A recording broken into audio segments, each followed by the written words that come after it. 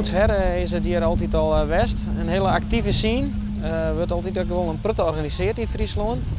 En ja, het leidt de Friesen goed, denk ik. Past wel bij de mentaliteit. Roege muziek. Roege muziek, roeg waar. Just het jood ook weer. Ja, ze komen gewoon.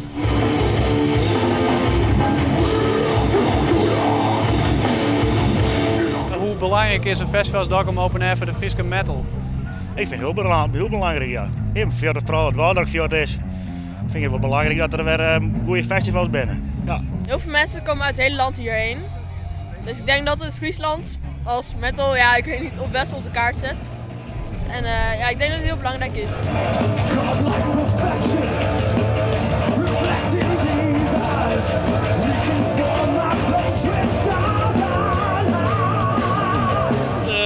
Zowel vandaag ook als Into the Grave opent weer een Friese band. Ik bedoel, die kunnen zich opeens aan een groot publiek voorstellen.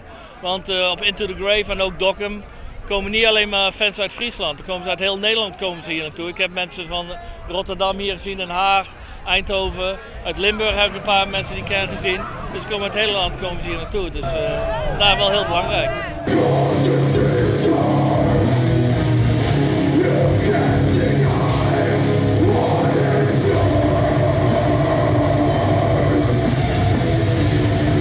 Ik bouw energie op door muziek te luisteren.